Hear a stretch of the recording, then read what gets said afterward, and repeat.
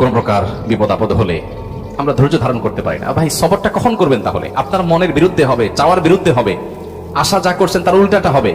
আপনার সাথে পড়ালেখা করে অনেক ভালো আছে, আপনি সাথে থাকবেন না, এখানে তো সবর, এখানে তো সবরের প্রশ্ন আসবে। সবরটা কোথায় করবেন? তাহলে সবই যদি মন মতো হয়। বহু মানুষ আছে যে দুনিয়াতে তাদের সবকিছু চাই বাস, আর অন্যের সাথে কম্পেয়ার করা এবং অন্যের কাছে আশা করা। সকল অশান্তির দুইটা মূল আছে, আরেকজনের সাথে নিজেকে তুলনা করা, আরেকটা হলো আরেকজনের কাছে কি করা, আশা করা। মানুষকে চাইতে বেশি আশা করা উচিত না। স্বামী হোক, স্ত্রী হোক, ননদ হোক, দেবর হোক, শ্বশুর হোক, শ্বশুর বাড়ি হোক, এমনকি বন্ধু বান্ধব হোক। আপনার স্ত্রী, তিনি হয়তো রান্না বাড়া ভালো পারেন না, আপনার মনে দুঃখ, কিন্তু তার চরিত্রটা ভালো।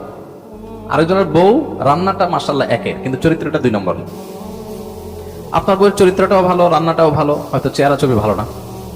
আরেকজনের বউর চেহারা ছবি অনেক সুন্দর, কিন্তু বড় বড় রোগ সে বহন করে বেড়াচ্ছে, লাখ লাখ টাকা যাচ্ছে, তার বাচ্চা মরা মানে একটা ধোঁয়াশার মধ্যে আছে। আল্লাহ তাআলা আপনার স্ত্রীকে সুস্থ রেখেছে।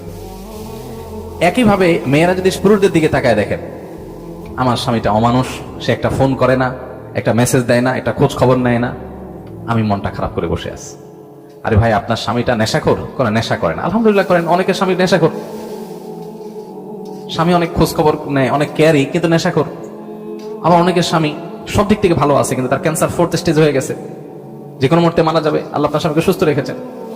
আপনার স্বামীর খুব বেশি উপার্জন নাই, আলহামদুলিল্লাহ উপার্জন নাই, কিন্তু আল্লাহ তারা অনেক দিক থেকে তাকে ভালো রেখেছেন, অ্যাডভান্টেজ আছে। একজন ইমানদার সে সবসময় পজিটিভ জিনিসগুলো দেখবে।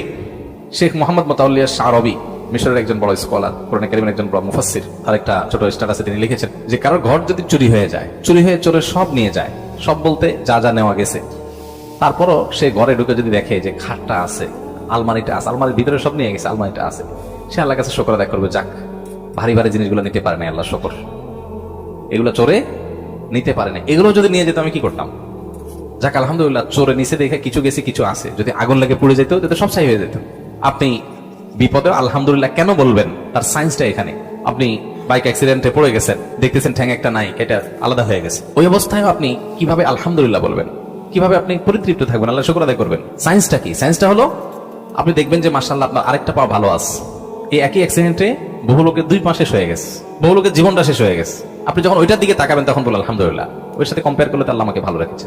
মানুষ ভালো থাকার জন্য তার মেন্টালিটিটা সবচেয়ে গুরুত্বপূর্ণ। আর এই কথাটাই নবী সাল্লাল্লাহু আলাইহি সাল্লাম মাত্র 3 শব্দে বলেছেন, আল গিনা গিনান নাফস।